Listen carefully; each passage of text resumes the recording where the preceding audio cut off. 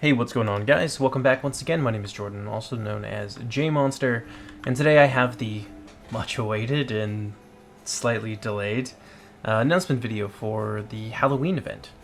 So, in brief, we'll be doing a series of scenarios. They will be filmed and then edited. It's going to be sort of like a little mini, not docu-series, but sort of like a dramatic little series.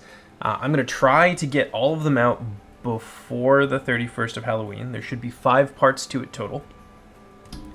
And each one of those will be played on a brand new map. And actually, this is one of them. This is the Black Hills map.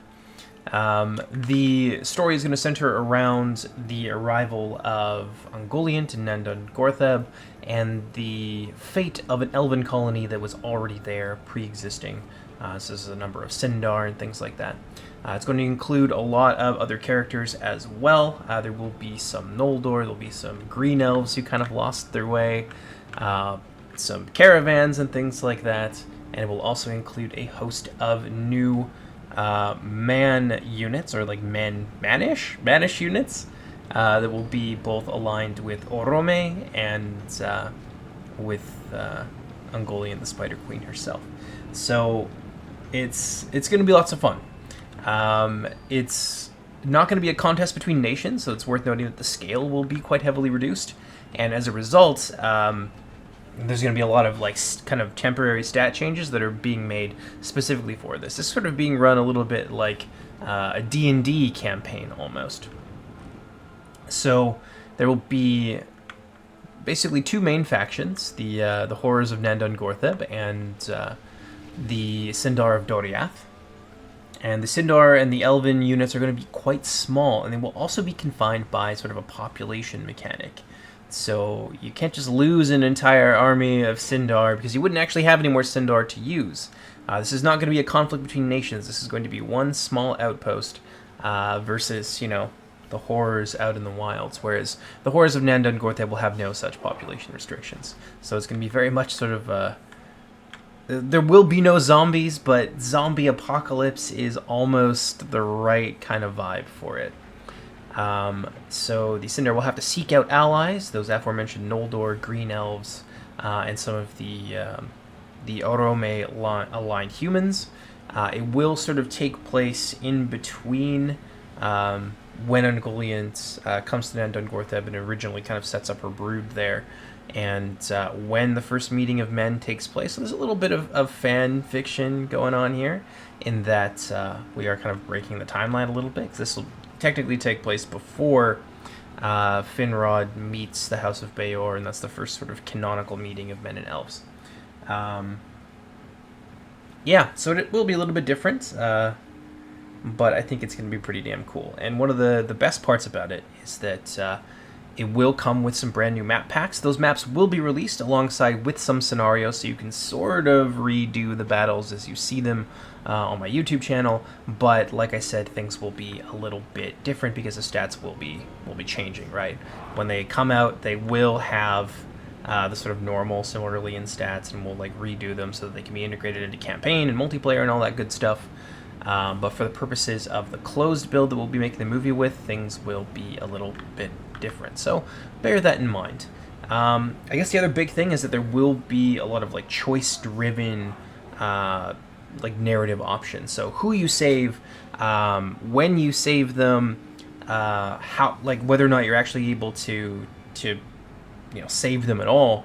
You will have a lot of hard choices. You won't be able to get everybody out and make it sort of towards the end of the campaign, so you will have to make some pretty difficult choices, and there will be some tragedy, some ups and downs, and we'll just kind of see the consequences of all the player choices, specifically the Elven players, played out over the course of the campaign. As I mentioned, there will be 5 parts to it. There will be 5 maps as well, including our very first siege battle that is being made custom for us, and that's going to be one of the last maps that you see.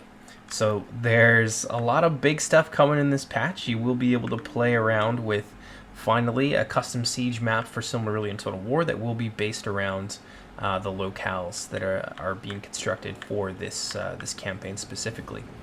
In addition to, if, and this is a big if, so I don't want anybody to get too excited. If it is done by the time I plan to release this, which will probably be after Halloween. I know it kind of sucks to maybe get the Halloween pack after the fact, but you will get the videos before then, and you will eventually be able to play with them, but it will come out after Halloween, be downloadable and things like that, and it may include Baradithel, which is our first escalation siege map, which is basically... the city is so large that you have to actually fight on several different maps in order to be able to take the whole thing. So the first Baradithel map, and I'm going to do this quickly, just so we can kind of round off the video here. The first Baradithel map will be sort of the walls and like part of the city, and then the next map will have destroyed ruins and things like that, sort of representing the struggle that had just taken place shortly prior to that.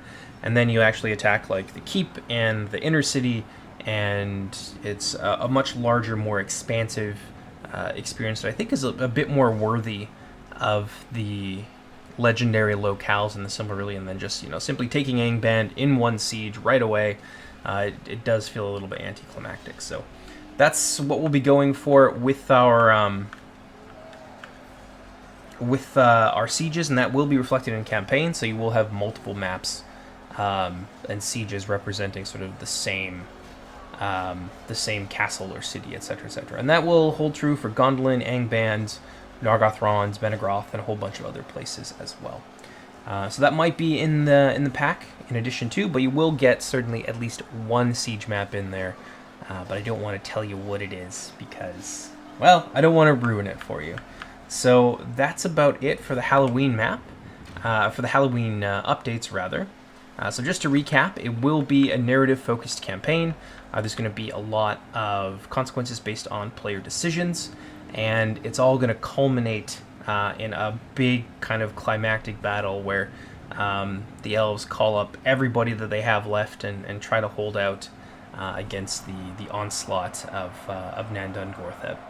There will also be some modifiers and things like that just to kind of keep it fresh, and that will always be in the videos. So that you can, you see it, you know exactly what's going on as you go into it. And some of the modifiers will be like, if the Nandun Gortheb player is doing really well, then maybe they're going to get like locked morale. So like stats will kind of change from time to time, or maybe because of the terrain, all cavalry units have to be dismounted, and so there's no cavalry allowed in one area. So that's the sort of thing you can expect to see. It'll basically be like a D&D campaign. In any case, my name is Jordan, also known as JMonster. I hope you guys are excited for Halloween, as I am. It is my favorite holiday. As you guys have probably guessed, we usually do something... I don't think we did anything the last year, but usually we do something fun for Halloween, like we release asset packs and zombies and all that kind of fun stuff. So, yeah, hope you guys have enjoyed, and I will see you next time.